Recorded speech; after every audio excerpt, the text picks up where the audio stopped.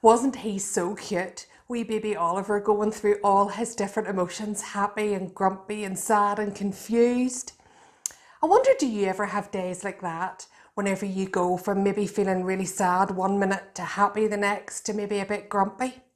Well, I'm going to tell you the story this morning about a man from the Bible called Elijah. And Elijah had a really awful thing happen to him, which meant one minute Elijah was really, really happy, and the next minute Elijah was really scared. So let's have a listen in and see what's going on. Elijah was a prophet in Israel during the reign of King Ahab. He came from a line of kings who did bad things, but King Ahab was the worst of them all. King Ahab and his wife Jezebel stopped worshipping God and instead worshipped a false god called Baal. Elijah's job was to tell them to stop worshipping Baal and to worship God again. But King Ahab and Jezebel didn't like what Elijah had to say, or that he proved to them that God was the most powerful.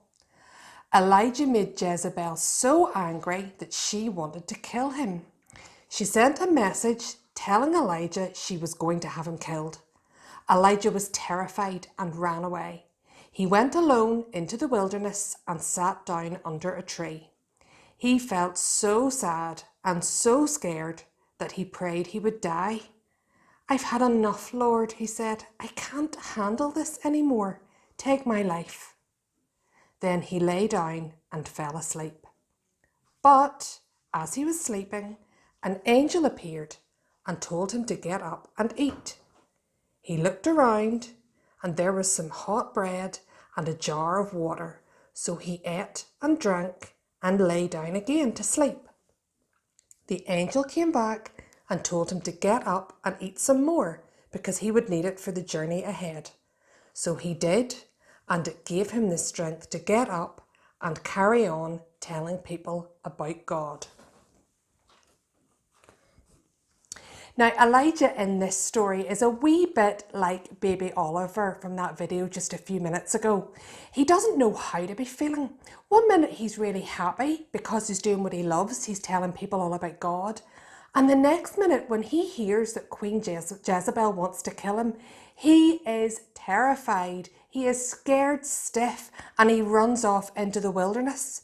And he goes from being happy to terrified and finally to feeling really, really fed up and so very, very sad that he actually just wants to die. He just gives up. Poor Elijah's having a really, really hard time. But does God let Elijah give up? No way. Just whenever Elijah needs him the most, God sends him a messenger, an angel who brings him food that he needs to eat to keep him going. Elijah might have given up, but God definitely hasn't. Do you ever feel like Elijah, just really sad about things or just totally fed up? Do you know, I can tell you after 3 weeks of homeschool in our house, there's days when we have felt like that, either really sad or just completely fed up with things. And right now, with all the changes that are going on in the world, I bet all of us have felt like Elijah at one time or another. Maybe really sad because we can't see family that we're missing, grannies and grandas, or aunties and uncles and cousins.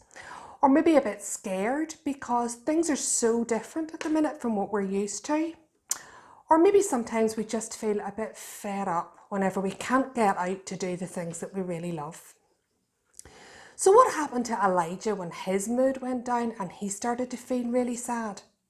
Well, God showed up and reminded Elijah that he was right there with him, and he gave him exactly what he needed to get up and to carry on.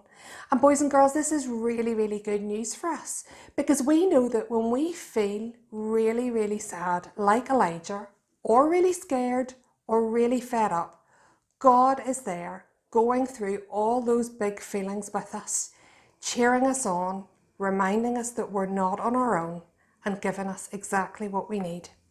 And there's a really cool verse in the Bible that I want you to try and remember this week that reminds us that we're not on our own. Have a look at it on the screen here.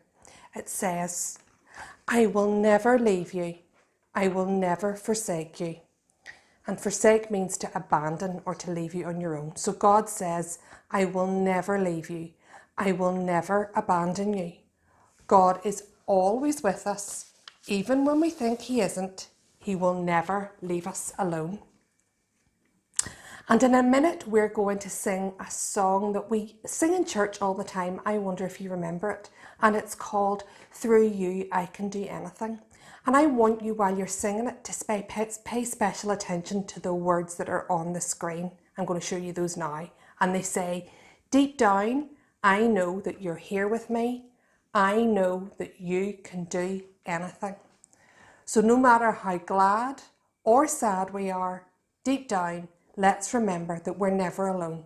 God is always with us. So I want to say thank you to Emma for that talk this morning, looking at Elijah, and again, very relevant to what I want to share with us later on in the service. But Emma, thank you for that.